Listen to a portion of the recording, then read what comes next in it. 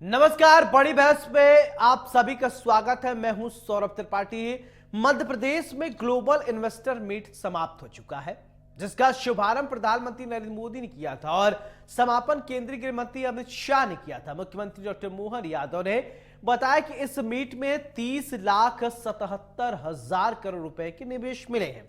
इसके साथ ही उद्योग के लिए जमीन आवंटन की प्रक्रिया शुरू भी हो चुकी है।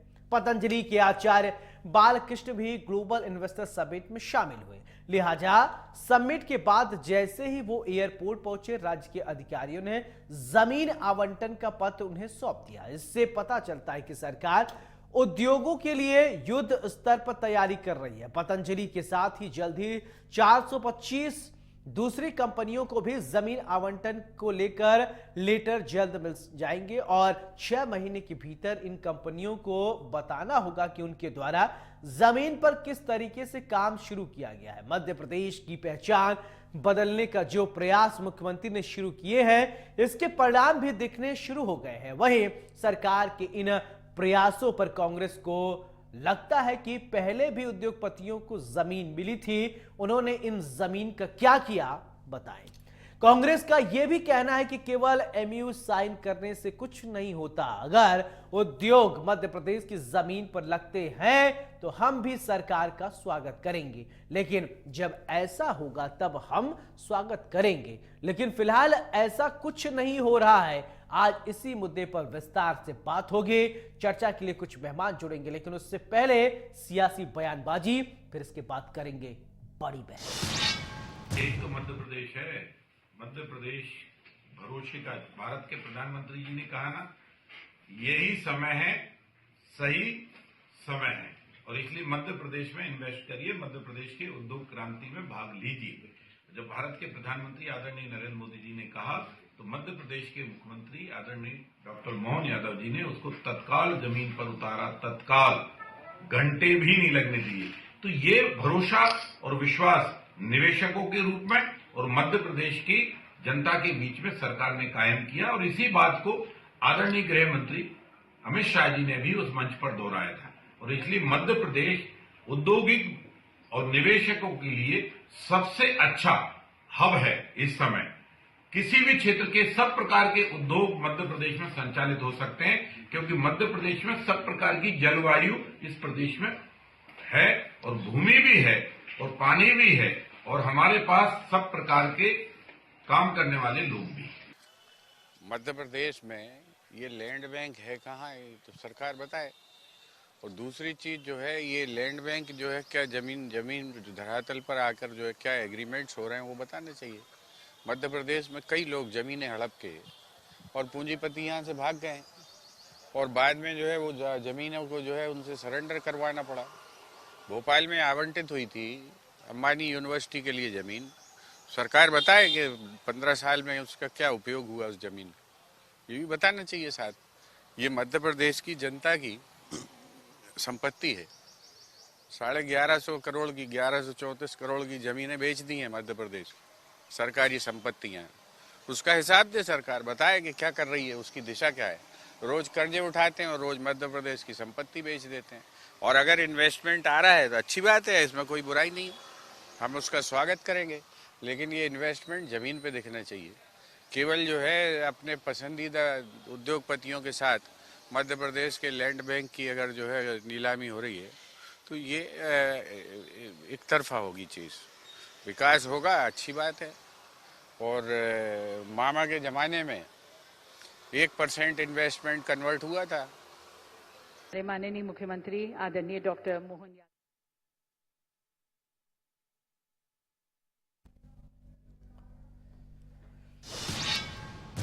चलिए, हमारे साथ दो खास मेहमान जुड़ रहे हैं। सबसे पहले परिचय, फिर इसके बाद चर्चा की शुरुआत करते हैं। प्रियंका दुबे जी हमारे साथ, बीजेपी के प्रवक्ता, बहुत बहुत स्वागत है। अरविंद जैन जी हमारे साथ, कांग्रेस के प्रवक्ता हैं, बहुत बहुत स्वागत है। आप दोनों खास मेहमानों को चर्चा की शुरुआत अरविंद जी मैं आपसे करना चाहता हूं। आप आनंद जैन जी, चलिए आनंद जैन जी हमारे, चलिए ठीक है, आनंद जैन जी बात कीजिएगा। आनंद जी, मेरा सवाल आपसे कि आप लोगों को क्यों ऐसा लगता है कि जो एमओयू साइन हुए हैं वो धरातल पर नहीं उतरेंगे, या जिस तरीके से अब राजनीति हो रही है ग्लोबल इन्वेस्टर समिट को लेकर, GIS को लेकर, आखिर क्यों? नहीं, देखिए, अभी जैसा आपने बताया कि वहां बालकृष्ण जी आए और उनको एयरपोर्ट पे भग के अधिकारियों ने लेटर दिया, तो क्या उनसे जमीन चिन्हित कराई गई, जमीन पसंद कराई गई, कौन सी जगह पे, कौन से प्रदेश में किस जगह जमीन दी जाएगी? बस लेटर देने से समस्या हल हो जाएगी क्या? और इतनी जल्दीबाजी में लेटर देने का मतलब क्या है? उद्योगपतियों ने साइन किए, वो आएंगे, जमीनें चेक करेंगे, कहाँ कितना उनको चाहिए। तो फर्जीवाड़ा तो शुरू में ही हो गया कि वो कुछ आए, देख के गए, समझ के गए और आपने लेटर ही दे दिया। अरे भाई, उनको उनकी उपयोगिता के हिसाब से उनको जगह और जमीन और कनेक्टिविटी सुविधाएं सब वो देखेंगे। तो इसका मतलब ये है कि आप भाग भाग के सिर्फ लेटर इशू कर रहे हैं, तो पहली खराब शुरुआत तो यही हो गई। और पिछले 20 साल के आधार पर अगर 10% इन्वेस्टमेंट भी कन्वर्ट नहीं हुआ है, मतलब एक साल का अगर अपन कैलकुलेट करें तो आधा % की भी ग्रोथ या investment Bharatiya Janata party convert नहीं कर पाई MOU को। तो देखिए, जब आदमी पुराना स्टूडेंट अगर कोई फेल होता है और कंटिन्यू फेल हो रहा है, तो उसके लिए पास होने की संचय स्थिति तो बन जाती है। तो कांग्रेस का यही प्रश्न है कि आप करोड़ों अरबों रुपए आप इन्वेस्टर मीट पे लगा रहे हैं, पर रिजल्ट ओरिएंटेड कहाँ है? क्या आप 6 महीने या साल भर में आप बताएंगे कि कितना इन्वेस्टमेंट हुआ? क्या आप सरकार या पब्लिक के आगे आप श्वेत पत्र जारी करेंगे? मतलब अभी इन्वेस्टर समिट खत्म हुए 2-3 दिन, मतलब तुरंत रिजल्ट, आपको क्विक रिस्पॉन्स चाहिए, क्विक तुरंत हो जाए? नहीं, हमारा इनके लिए अरे आप तुरंत तो कर ही नहीं है ना, गवर्नमेंट भाग के लेटर दे रही है बालकृष्णाचारी को, अभी आपने न्यूज में बताया। तो इतनी जल्दी क्या है? और अगर जल्दी है तो उसका एक टाइम पीरियड तो फिक्स करेंगे, 6 महीने में, साल भर में हम इसकी जानकारी आपको सार्वजनिक रूप से मीडिया के माध्यम से देंगे कि हमने इतना इन्वेस्टमेंट के लिए जो MOU साइन हुए थे उसमें इतना % कन्वर्ट हुआ। वो पिछले 20 सालों में तो हुआ नहीं। ठीक है शिवराज प्रियंका जी, ठीक है, मैं पूछ लेता हूं, प्रियंका जी, इतनी जल्दीबाजी क्यों है? आनंद जैन जी जानने के लिए बहुत उत्सुक है, इनको बताइए।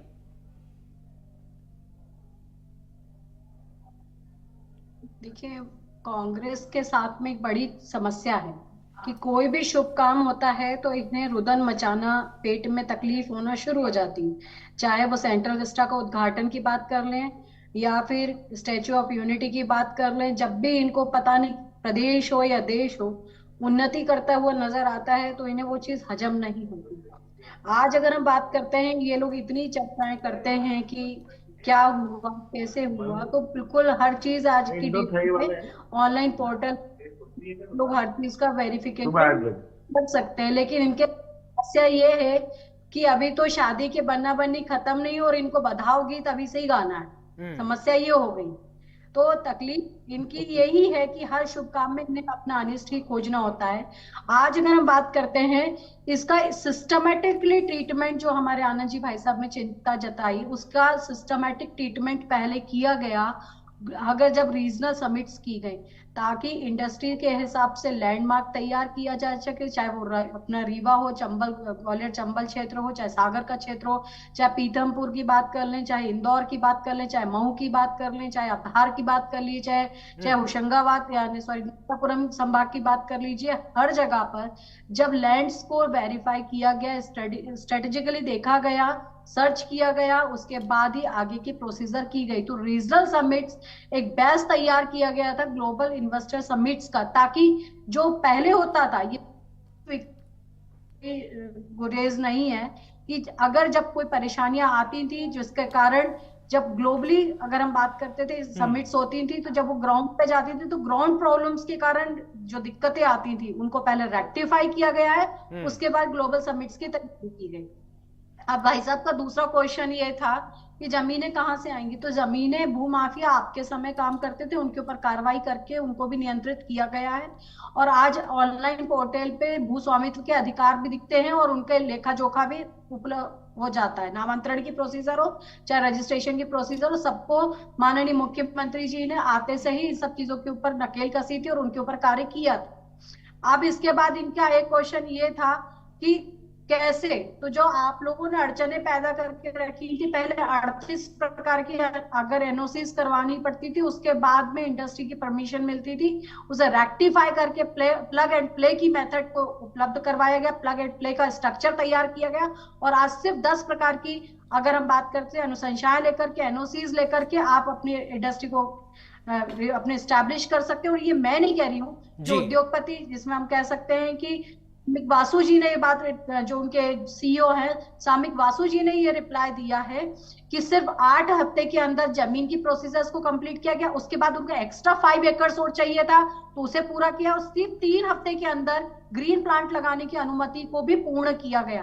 तो सरकार जो कह रही है वो धरातल पर अप्लाई भी कर रही है। सबसे पहले इनके समय पे जब बिजली नहीं थी, पानी नहीं थी, सड़कें नहीं थी, आवागमन के साधन नहीं थे, इनके कारण जो समस्या आती थी उन्हें रेक्टिफाई करके आज जो स्थिति मध्य प्रदेश की बनी हुई है, चाहे सड़कों का जाल हो, चाहे पानी की पेयजल की व्यवस्था हो, जिसमें केन बेतवा लिंक से लेकर के जो पुराना, अगर हम बात कर सकते हैं कि ग्वालियर चंबल में काली सिंध और जो जल का जो सबसे बड़ा विवाद था उसे भी खत्म किया गया राजस्थान के साथ में, और आज पेयजल की व्यवस्था भी हो चुकी है। और इंडस्ट्रीज के लिए भी अगर हम बात करें तो पानी की सुविधा उपलब्ध हो चुकी है।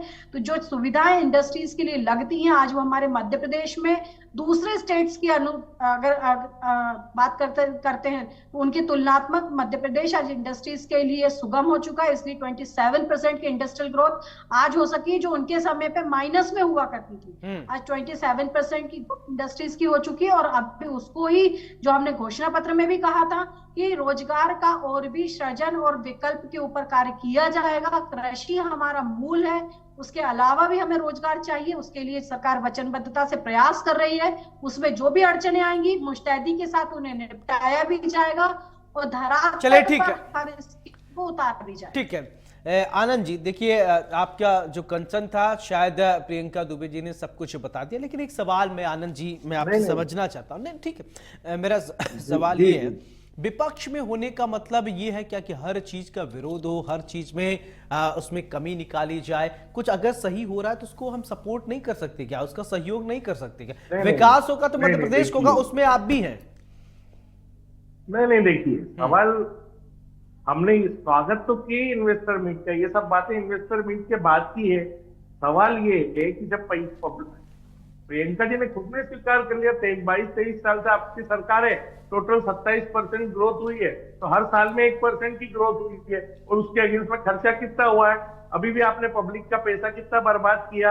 आप जाके लेटर दे रहे हैं, जमीनों का पता नहीं है, इंडस्ट्री जो आ रहे हैं इन्वेस्टर उन्होंने जमीन देखी नहीं, जगह देखी नहीं, आप लेटर दे रहे हैं। तो अगर विपक्ष इस समय भी चुप रहेगा, हकीकत को नहीं बयान करेगा, अभी चलिए आपने रीजनल इतनी इन्वेस्टर मीट करी, कितने एमओयू साइन हुए, कितने कन्वर्ट हुए, कितने जमीनों को अलॉटमेंट दिया, वो बता दीजिए। आप पिछले साल भर से मोहन यादव जी कर रहे हैं, सराहनीय प्रयास है, पर उसका रिजल्ट क्या? अगर विपक्ष उसमें भी नहीं बोलेगा, सरकार को आईना नहीं दिखाएगा, और सरकार 25 साल में कुछ नहीं कर पाई और अभी भी वही विराग हलात रहे हैं, तो क्या हमारा कर्तव्य नहीं है? हम भी इस प्रदेश के वासी हैं, विपक्ष अलग बात है, पर हम भी आनंद जैन भी एक प्रदेश के वासी है, आप भी एक प्रदेश के वासी हैं, कि भाई तुम 25 साल से क्या कर रहे थे? और अभी आपने चली रीजनल इतनी इन्वेस्टर मीट करी, आप बताइए कितने एमओयू को आपने कन्वर्ट कर दिया रीजनल में? रीवा, चंबल, ग्वालियर, जबलपुर, आपने हर जगह पैसा खर्च करके किया, आप वो बताइए।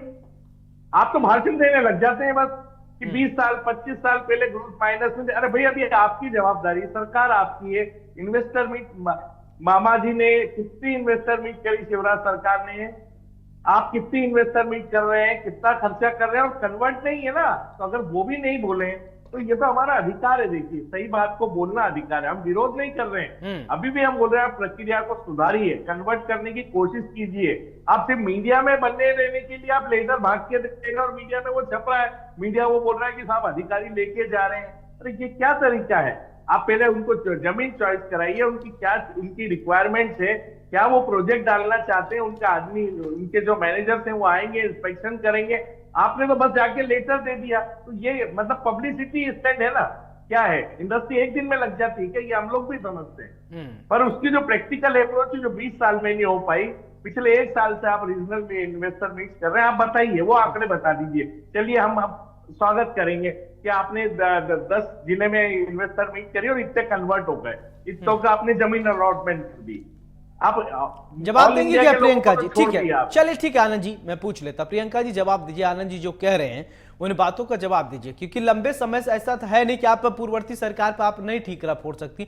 लंबे समय से आप सत्ता में काबिज हो, चाहे वो मामा शिवराज सिंह चौहान की सरकार रही हो और चाहे इस समय मौजूदा समय में डॉक्टर मोहन यादव मुख्यमंत्री हैं।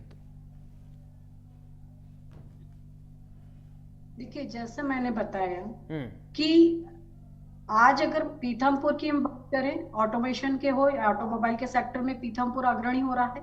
इसके अलावा जो इतने भी इंडस्ट्रियल कॉरिडोर्स बनाए थे उन सभी के ऊपर आज काम कर रहे हैं। चाहे विक्रम उद्योगपुरी की बात करें, उज्जैन की बात करते हैं, चाहे धार में अगर हम बात करते हैं मेडिकल हब्स की तैयारी हो, चाहे ड्रग्स हब्स की तैयारी हो, उन पे कार्य किया जा रहा है। रतलाम के ऊपर करके देख लीजिए, वहां पर भी सारे के सारे धरातल पे अप्लाई होने शुरू हो चुके हैं। जितने भी 5 अगर हम इंदौर की बात करते हैं, आईटी पार्क्स बनाए गए थे वो कंप्लीट हो चुके हैं। उसके अलावा 2 और कंटिन्यूस काम कर रहे हैं। इसी प्रकार से एविगेशन में जब हम बात करें तो आज 5 से ज्यादा, इन्हें तो उस समय भी लगता था कि कभी संभव नहीं है, लेकिन आज हमारे यहाँ 6 से ज्यादा एयरपोर्ट्स तैयार हो चुके हैं, वो सारे वर्किंग में आ चुके हैं। तो जिस जिस जिस स्तर पे मैंने कहा कि मध्य प्रदेश में जिस स्तर पे हमको ग्लोबली इन्वेस्टर्स को रिझाने के लिए या हम कह सकते हैं उन्हें संतुष्ट करने के लिए हमें जिन भी साधनों के ऊपर कार्य करना था, मध्य प्रदेश की गवर्नमेंट उन पे कार्य कर रही है। फिर भी मैं ये बात बहुत खुले मन से स्वीकार करूंगी कि अगर विपक्ष के कोई सजेशन है वो बिल्कुल उपलब्ध करवा सकते हैं। अगर कुछ कमियां होंगी तो उनके ऊपर भी कार्य किया जाएगा, क्योंकि मध्य प्रदेश जितना मेरा है उतना ही कांग्रेस का है, उतना ही विपक्ष का भी है, उतना ही सत्ता पक्ष का भी है। तो अगर सजेशन है तो सकारात्मक तौर पे आप लेकर के आइए ना। अगर आपको इतनी परेशानियां हैं तो आप उठाइए वो विषय और पटल पे रखिए। तब तो आप लोग सदन की चर्चा सड़क पर करना पसंद करते हैं, जो मुझे तो न्यायगत नहीं लगता। जो सदन के विषय वो सदन में ही हल होंगे, क्योंकि सड़कों वालों ने तो चुन करके आपको सदन तक पहुंचाया है।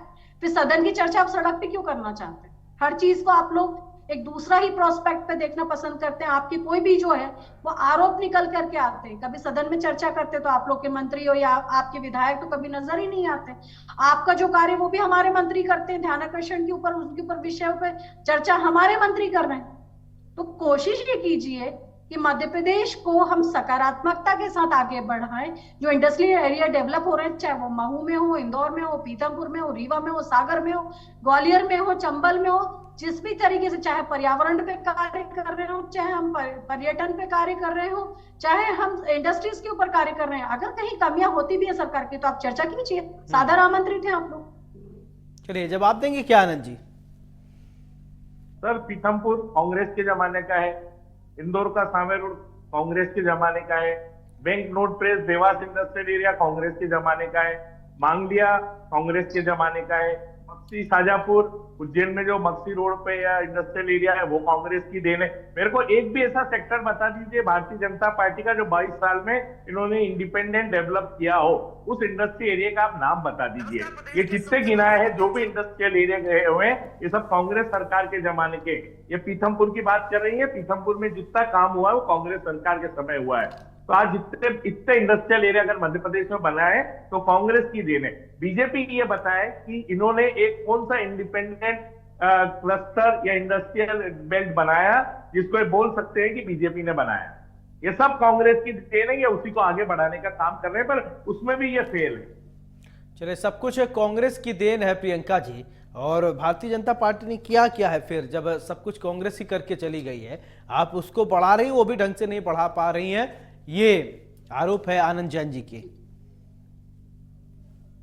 आनंद जी के कह देने से इनकी माइनस इंडस्ट्रियल ग्रोथ प्लस में तो कन्वर्ट नहीं हो जाएगी। जिस देश में, जिस प्रदेश की ये चर्चा करते हैं, मात्र 5000 मेगावाट का बिजली का उत्पादन होता था और जिसमें बिजली आती नहीं जाती ज्यादा थी, उनकी ये चर्चा करते हैं। जिनका सड़कों के इंफ्रास्ट्रक्चर के ऊपर आज ये सवाल खड़े करते हैं, जिनके ऊपर अगर हम टेक्नोलॉजी में आज बात करें तो हम जो टेक्नोलॉजी के डेवलपमेंट के कारण लाइव जुड़ पा रहे हैं और चर्चा कर पा रहे हैं, तो कहीं ना कहीं जो नेटवर्क आज इतना विकसित हुआ है, तो मुझे लगता है कांग्रेस इसका भी क्रेडिट खुद को देना चाहेगी। तो फिर 2G स्पेक्ट्रम के जब घोटाले हुए थे तो उसकी भी चर्चा आप लोगों को कर लेनी चाहिए। पर विषय यही होता है कि पानी की चर्चा की जाती है तब ये गायब हो जाते हैं, सड़कों की चर्चा की जाती है तो उसका भी श्रेय खुद को देने लग जाते हैं। तो उस समय मैं कहती हूँ कि आपके कमलनाथ जी ने भी भारतीय जनता पार्टी ने कौन सा इंडस्ट्रियल एरिया बनाया, उसका जवाब दीजिए आप एक लाइन में। कौन सा मैं आपको वही इंडस्ट्रियल कह रही एरिया हूँ। भारतीय जनता पार्टी ने बनाया? आप पूरे प्रदेश की बात मत कीजिए, आप एक स्पेसिफिक नाम बताइए। कॉरिडोर्स देख लीजिए, आपके क्षेत्र में थे क्या, उस समय इनमें डेवलपमेंट हुआ था क्या, पहले आप इस पे बात करिए। इसके अलावा रतलाम में जो आज अगर हम बात करते हैं मेडिकल हब, और आज जो अगर हम बात करते हैं मेडिसिन को लेकर के जो मैडम, कार्य फार्मा किया जा रहा है, इंडस्ट्री उस समय आप 40-40 साल पुरानी इंडस्ट्रियां हैं, 40 साल पुरानी इंडस्ट्रियां हैं। आपको जानकारी नहीं है, आप जानकारी लेके आएंगे। देखिए, मैं मानती हूँ कि कुछ चीजें आंखों के ऊपर पर्दा चले डाल- ठीक है आनंद जी, ठीक है। अभी देखिए ये आरोप बात प्रत्यारोप, होती है। ठीक है, मैं चाहता, ठीक है प्रियंका जी आपकी बात। आनंद जी, मध्य प्रदेश की दशा दिशा कैसे बदले, कैसे समृद्धशाली मध्य प्रदेश बने, इसको लेकर कोई आपके मन में, आपके जहन में कोई विचार हो तो बताइए। देखिए, सबसे पहले तो अफसरशाही से इसको मुक्त करना पड़ेगा, भ्रष्टाचार से मुक्त करना पड़ेगा, सब चीजों का कंट्रोल करना पड़ेगा, और उनको मालिक बना के, इंडस्ट्रीज लोगों को मालिक बना के आपको उनकी सेवाएं देनी पड़ेगी। अभी यहाँ उल्टा हो रहा है, यहाँ मालिक सरकार बन रही है और इंडस्ट्री वालों को नौकर बना के रखा है। तो जब तक ये चीजें सामंजस्य नहीं होगी, मैं भी एक इंडस्ट्रिस्ट हूँ, मेरा भी एक बिजनेसमैन है, मेरे कई लोग इंडस्ट्री वाले हैं, तो जब तक ये सामंजस्य नहीं बैठेगा, जब तक ये बात भाषण देने की अलग होती है, पर जब फील्ड में जाते हैं तो अधिकारी कितने करप्ट हैं, किस तरह से वहां काम होता है, मेरे ख्याल से ये इनको उस पर ज्यादा ध्यान देना चाहिए, टैक्सेशन में बेनिफिट देना चाहिए, सब्सिडीज बढ़ानी चाहिए, बिजली की कॉस्ट कम करना चाहिए। तो ये तो एक भी काम बीजेपी नहीं कर रही है। तो 20 साल में जब ये कुछ भी नहीं कर रहे हैं तो इंडस्ट्री यहाँ आदमी क्यों लगाएगा? वो वहां गुजरात जाएगा ना, क्योंकि वहां वो फैसिलिटी दे रहे हैं। वो महाराष्ट्र जाएगा क्योंकि वहां फैसिलिटी मिलती है। बंगाल जाएगा। मध्य प्रदेश में बताइए, एक भी कोई सब्सिडीज एरिया है क्या, या जीएसटी में जहाँ टैक्सेशन में फ्री है क्या, या सर्टिफिकेट में कोई फ्री है क्या कि आप करिए, हम यहाँ बैठे हैं और आपको करके दे रहे हैं? ऐसा कोई टाइम पीरियड या टाइम बाउंडेड कोई प्रोग्राम भारतीय जनता पार्टी ने पिछले 20 साल में दिया है क्या? तो इंडस्ट्रियों वालों ने तो कई बार सुझाव दिए, पर ये न तो समझते हैं ना इनको करना है। इनको सिर्फ मीडिया का एक पूरा पब्लिसिटी करनी है, लोगों को इकट्ठा करना है, 15 दिन 20 दिन पूरी सरकारी मशीनरी का दुरुपयोग करना है, और जब रिजल्ट की बात आती है तो ये बोलते हैं हम कर रहे हैं। तो अब हमारा ये कहना है कि जो 20 साल में नहीं कर पाए वो अब आप कैसे करेंगे, उसका जवाब दे दीजिए। और अगर आपको सुझाव चाहिए तो आप हमारे प्रदेश अध्यक्ष जीतू पटवारी जी को बुलाइए, उमंग सिंघार जी को बुलाइए, उनसे व्यक्तिगत तौर पे चाय पे चर्चा कीजिए कि सकारात्मक। आप बुलाते तो है नहीं, करना कुछ है नहीं आपको, और बोले हम लोग सुझाव देंगे। अरे भाई, आप बुलाएंगे, सुझाव लेंगे तो हम देंगे ना। जब आप सुनना ही नहीं चाहते, आप बुलाने ही नहीं चाहते, विपक्ष को आप कुछ समझने ही नहीं चाहते, तो उस पर कैसे चर्चा होगी, कैसे डेवलपमेंट होगा? जब तक उसका समन्वय नहीं होगा। अभी ना विपक्ष का समन्वय आपके साथ, न व्यापारियों से समन्वय है, न इंडस्ट्री लोगों से समन्वय है। तो जब तीनों एक जगह बैठेंगे नहीं तो उसकी सकारात्मक पहल होगी कैसे? तो ये पहल की जवाबदारी सरकार की है। भारतीय जनता पार्टी की सरकार मोहन यादव जी की है कि विपक्ष को भी बिठाए, इंडस्ट्रीज को भी बिठाए, व्यापारियों को भी बिठाए। अभी तो व्यापारी बहुत परेशान है पूरे मध्य प्रदेश में। चले प्रियंका दुबे जी, ठीक है, आपने सजेशन दिया, अब इस सजेशन को प्रियंका जी आगे तक पहुंचाएंगी। प्रियंका जी, मैं चाहूंगा कि आप फाइनल कमेंट दें। हेलो प्रियंका जी, आप फाइनल कमेंट दीजिए। जी, मेरा बस यही इनसे कहना है कि अभी जो 38 टाइप्स की जो अनुमतियां लगती थी, उनको खत्म करते हुए 10 प्रकार की अनुमतियों को वैलिड किया गया है। क्या भाई साहब ने उससे, मेरे ख्याल से जो इनकी चिंताएं थी, अगर उन्हें ध्यान से पॉइंट आउट कर लिया होता तो शायद ये समस्या आनंद जी भाई साहब की, क्या विपक्ष की भी खत्म हो गई होगी। पहली क्वेश्चन।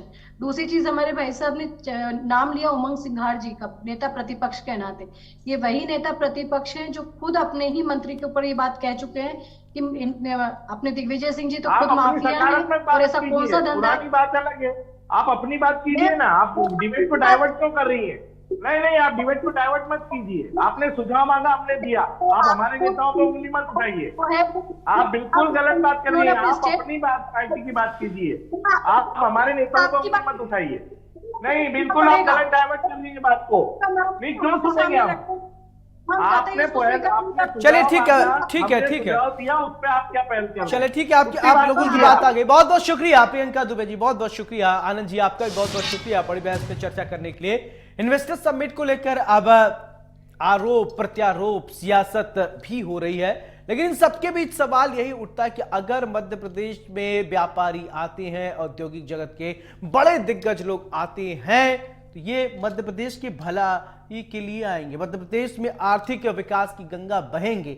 बहरहाल अगर कांग्रेस इस पर राजनीति कर रही है तो कांग्रेस को भी सोचना चाहिए कि उनको रहना तो मध्य प्रदेश में है, तो मध्य प्रदेश के अगर भला हो रहा है तो उसमें कोई दिक्कत है क्या। लेकिन हाँ, सियासत है, यहां आरोप प्रत्यारोप तो होगा। अगर आरोप प्रत्यारोप नहीं होगा, कौन किसको सुनेगा, कौन किसको तरजीह देगा। बड़ी बहस में मेरे साथ फिलहाल इतना ही। नमस्कार।